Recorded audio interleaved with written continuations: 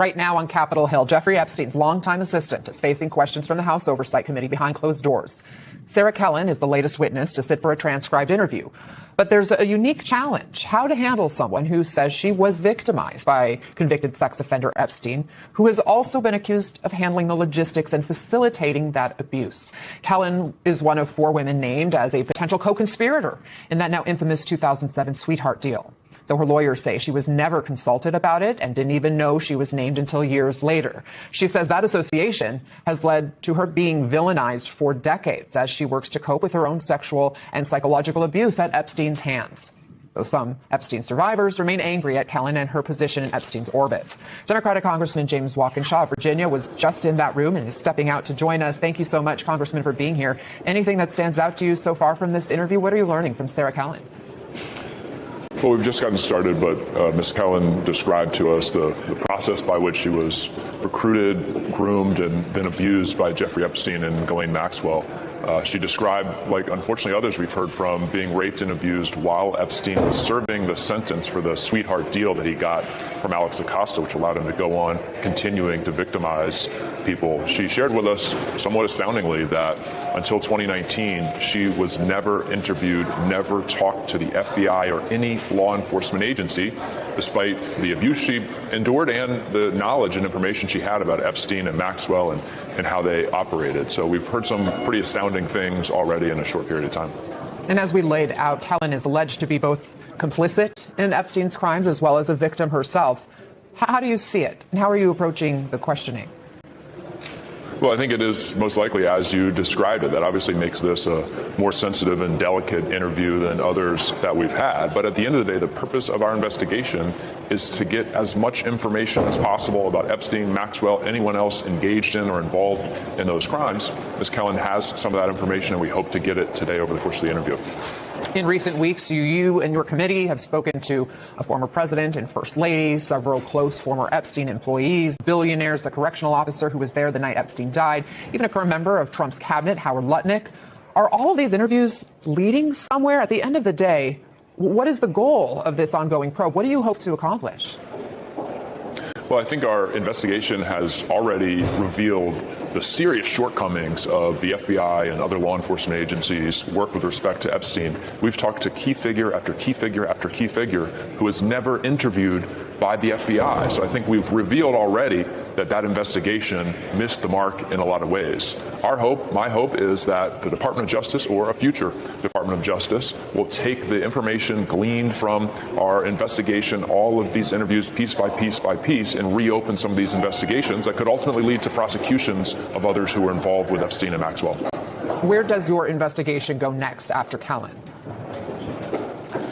Well, we have obviously Pam Bondi coming in on the 29th, and that's going to be really important for us to understand how and why decisions were made to continue the cover-up and fail to release 2.5 million files that still haven't been released, why illegal redactions were made, and what she knows about the shortcomings of the Department of Justice and the FBI's investigations historically with respect to Epstein. I think that can provide us very valuable information. In my view, the American people deserve to see that interview on video. It's not clear that's going to happen.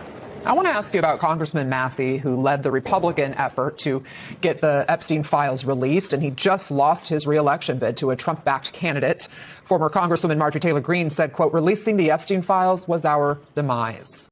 Going forward, are you concerned about bipartisan support for survivors' pursuit of justice? Absolutely. And look, I disagree with Thomas Massey probably on 99% of things that come before us here in Congress, but he's been dead right about this. And I see the Trump effort to kick him out, basically to throw him out in this Republican primary, spending tens and tens and tens of millions of dollars. It's all part of the Epstein cover-up. They didn't like the fact that he voiced support for survivors, for getting the transparency and accountability that they deserve, and Trump and the whole MAGA machine punished him for it. So I do have deep concerns about the future of the bipartisan nature of this work. And while you're here, Congressman, I need to get your take on this $1.8 billion anti-weaponization fund. You serve on the Oversight Committee. What's your obligation to look into this? Can Democrats fulfill that oversight without Republican support? Well, I think every member of Congress, Democrat or Republican, should be outraged about this. They're no longer hiding it. They're flat out trying to steal the hard-earned money of the American taxpayers. Folks are struggling to pay rent, afford groceries, put gas in their car with skyrocketing gas prices, and Trump wants to set up a slush fund to pay off his political cronies. It's absolutely outrageous. We have a lawsuit to block it. We're filing legislation to block it. We're working in the appropriations and budget process to block it. And there are some Republicans who have found the courage to speak out against it. Unfortunately, it's mostly Republicans who are not running for re-election or recently lost primaries, but there is some bipartisan support to prevent this from happening. Before we go, the Democratic National Committee just released a report about the 2024 election. It came out just 30 minutes ago. I assume you haven't had a chance to read all the way through it. It's almost 200 pages long, and it doesn't give a full picture about why your party lost. In fact, the DNC chair, Ken Martin, was very critical of this report. He even said, when I received the report, it wasn't ready for prime time. He goes on to say, I'm releasing the report as we received it in its entirety, unedited and unabridged. It does not meet my standards, and it won't meet your standards. But he says people need to be able to trust the Democratic Party and trust our words. So he is releasing it for transparency's sake. Congressman, what do you make of them releasing it now? Is this helpful to your party? Well, this is the first I'm hearing of it. I think releasing it is the right decision. Obviously, if what you just described is true and it isn't ready for prime time or didn't meet the needs, that's disappointing. We should have had a report that was fulsome and did describe what went wrong for us in 2024, what lessons we can learn and how we can apply them into the future. But I'll look forward to sitting down and reading the report and judging for myself. Congressman James Walkinshaw, thank you so much for joining us. We'll let you get back. Donald Trump is having a rough end of the week where we're seeing this mounting Republican effort to kill the brand new billion-dollar-plus fund that could go to convicts, violent people who attack police. So while there is pushback in Congress, the underlying issues are huge. Whether January 6 convicts, people who attacked democracy, Congress, and police, could get this money because some are already moving for it. Now, I mentioned Congress is one source of pushback. But two of the officers who bravely defended the Capitol that day are also using that position, something that most Americans honored at the time, something that we on this program say is honorable to this day, of course, and that may provide legal standing, which is important for a court process of oversight. They're suing Trump. They say it's the most brazen act of presidential corruption this century, a fund to finance the insurrectionists and groups that commit violence in his name. Harry Dunn testified before the January 6th committee. He is one of the officers taking his time and energy and even perhaps having to sort of revisit and relive something many would rather not, because he is in the position of, according to his lawyers, having legal standing to fight this thing. And remember, he gave that moving testimony confronting the violence, the horror, the racism of all those people who Trump has now freed from prison and is trying to pay. One woman in a pink MAGA shirt yelled, "You hear that, guys? This voted for Joe Biden." Then the crowd, perhaps around 20 people, joined in screaming, "Boo!" No one had ever called me while wearing the uniform of a Capitol Police officer. Harry Dunn, that former Capitol Police officer, who's also now running for Congress in Maryland, joins us now. Welcome. We shouldn't even be here. You shouldn't even be having to spend your energy on this. But you choose to step up, and I think people understand the import of that these days. So I want to start on the kind of personal level, and then hear, of course, about everything else you're thinking. But when did you hear about this plan? What did you think? Yeah. Oh, they're going to pay these people who did all that? Hey, Ari, well, thanks for having me, brother. Well, let's be clear. This is a campaign promise of Donald Trump's. The pardons were a campaign promise, and he also flirted with the idea about them receiving payments. I think we were aware of this. I'm not surprised by the payments. I don't think I was surprised by, well, the attempted payments. I don't believe I was surprised by it. And I think also that's why we were able to move so swiftly with this lawsuit. Within 24 hours of it being announced, we were ready to go boots on the ground. We got on the phone with our lawyers, and we obviously, when you file lawsuits like this, you open yourself up to more criticism and all types of. It was like, no, let's go. We are on the right side of this. And, we understand that it will be an uphill challenge. People have talked about standing. We do believe we have standing. We wouldn't have brought the case if we didn't believe that we could win it. But also on the North Star of this is we are right. We are morally right. The American people are behind this. This is wrong. This taxpayer, this isn't like a GoFundMe account. This isn't somebody putting their Cash App information out there and requesting donations. These are American taxpayers' money that are rewarding and further, I think, incentivizing people that attack police officers and, frankly, the American people on January 6th. You've worn the uniform. You've done the job. You went through that day. Do you think if this fund is not stopped, that it will make the job of being a police officer more dangerous? Especially, well, so I equate what Donald Trump is doing right now to somebody paying a retainer fee for a lawyer.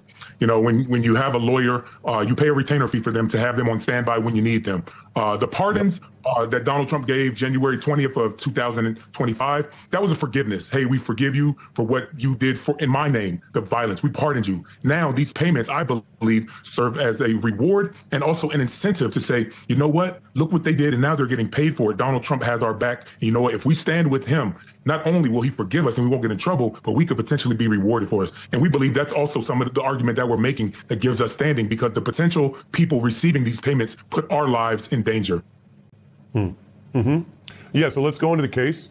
Tell us sort of, in plain English, what are you asking the court to do? Because, I cover this stuff. Sometimes the courts say, we got these strict rules. We got to go exactly by the rule. And then other times you go to pandemic, you go to, obviously, the insurrection, and judges have to be practical and say, well, what does standing mean if it doesn't allow police to at least, I'm not saying whether you win or lose the case, but at least to get into court and adjudicate this. Otherwise, this thing might not be reviewed in court at all, which seems ridiculous.